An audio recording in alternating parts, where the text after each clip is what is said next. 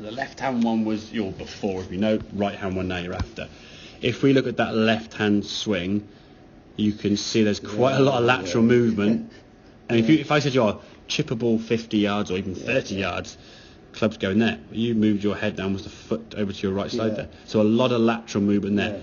As it turned out, the work you've been doing with the impact position wasn't too bad relative to your there. That was good. But it was a little bit behind the golf ball, so a little bit leaning back, okay? The feeling we want to try and have, we watch this swing here now, much better, yeah?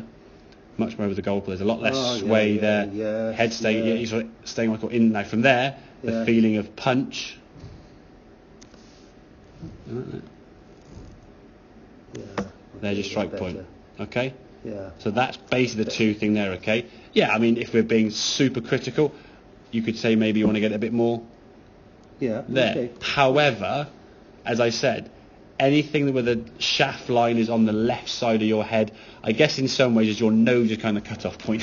If it's right of your nose, as in sort of the shaft is this direction, it's going to be not problematic, but a higher, floatier shot with issues of maybe in the ground behind the golf ball. Because if the club is that leaning back here, that means the butt end of the club is back here. It means the club could bottom out behind the ball, or you might spin it, okay? But overall, the contact you're getting now is a much more efficient contact there, and then the trajectory of the ball through the club face now, it's much more powerful as well. The ball the sound your club is making on the golf ball is different, and they always say when you hear tour players or good ball strikers, the sound of their strike is different. They're compressing the ball nicely.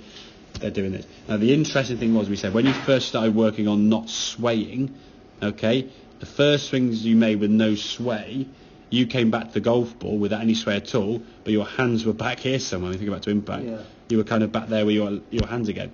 So the thought of then changing, working on keeping your hands in front, the hands were in the race we discussed, and the hands leading.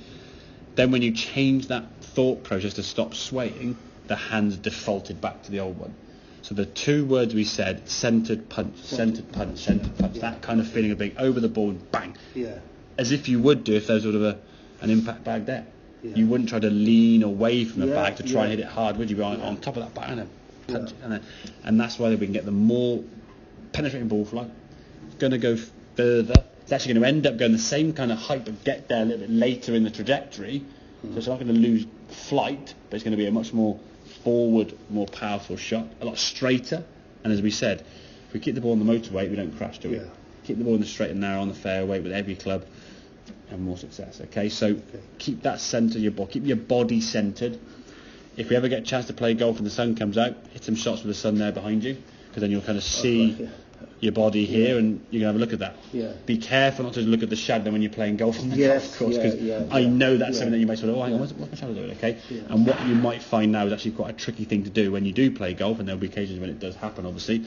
The sun is there, and you're playing a golf ball down, and the shadow is here, and you'd be, don't look at the shadow. Easier said than done, I get that. I find it really tough to play golf when I'm looking at the golf ball. My shadow's kind of there, because my eyes wander and I look at the shadow, and I know invariably I hit a bad shot.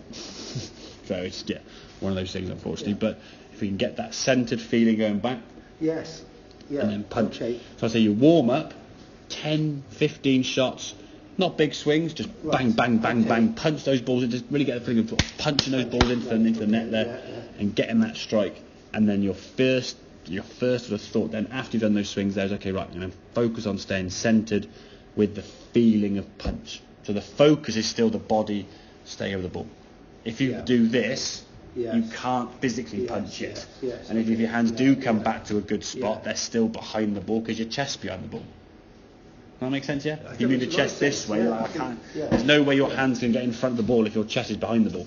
Really. It'd be a very awkward position to get into. Okay? Like I said then, really, really promising, really pleasing to see. I think hopefully now you can see the scores you're shooting are represented to how well you're doing and how you're coming on nice. As we said, I think what it'll become long term will become then, I don't know, I just sort of sit down and work out how it's going to work, and maybe discuss with the group as such, what the other people and kind of thing, but work on a winter maintenance package, because a lot of guys I've spoken to who have their sort of 2 or 3 lessons say, I'm going to go down to 1 a month in the winter. That's fine, good. You're not playing as much, and it's more of just a check-up. Because we know, especially people like yourself who are quite analytical and read a lot of things and listen to this and listen to that, it's so easy to fall off and go on the wrong path. Yeah. And all the good what you've done to the summer now, getting to this level, would then just be go up in smoke, wouldn't it? So. And one thing I've been thinking of is, I feel, or I don't feel, I know there's a greater consistency to my game now, which is great. Oh, yeah, exactly. Yeah. And I know that I can get that ball compression. Of course you can. Yeah, of course you can. I did easy with the long clip, 4 and 5 irons. Yeah. That is. So all that is good. In terms of where we go now, part of me is thinking, let's go and play. Yeah, so definitely. Yeah, the next lesson will be on the golf course, definitely. Yeah. And then take a mental note of strengths and weaknesses. Keep some notes. I'm getting that sorted, Gareth. I'm so weak here. Yeah. And then so we can target. Unless definitely. you've got any other ideas. For me now, what I'd want to do is, as I say, I want to go course range. Okay. So I've been done the range today. Now we'll go on the course next time. Okay. And see whether or not we can maintain that sort of head position. Yeah. Can we get that good impact position there with the clubs on the golf course? Yeah. Can we release that club with a nice hinge? And I mean, those two L's there are perfect. I mean, that's a lovely hinge there. Really, really good. But that's a great position. They're really good. Really, really good. And that's why. And that's as a result of those good positions. The ball is going, okay, you'll give me a good spank at the backside. I'm going to go and do what you're telling me to do.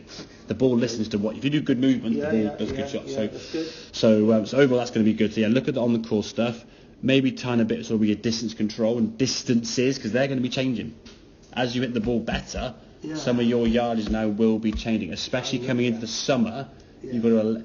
We need to work on what your carry is, because there'll be certain holes where you're landing the ball 30 yards short of the green. Example of that with the third. Downhill, downwind very often. Green on the button, so on the button. Yeah. So downhill, downwind. Definitely don't go long. Yeah. So what is your carry spot? How far are you going to carry that goal ball? We did some stuff yesterday. People were landing the ball 35 yards short of the middle of the green, and then you're going, or trying to. Yeah. Wind pushes it 25 yards short. Downhill lands about 10 yards further. Bounce, bounce, bounce, and on the green. Okay, but that's where we next go that way. And what we'll then find on the golf course, we'll identify any more kind of, okay, well that's got a little bit of ride there. That was good, but we can then work back on the range the session after that, at that area, whatever that area may be. Could be a driver, could be a putting, could be a bunker play. You don't know. Okay? Well, if my bunker play doesn't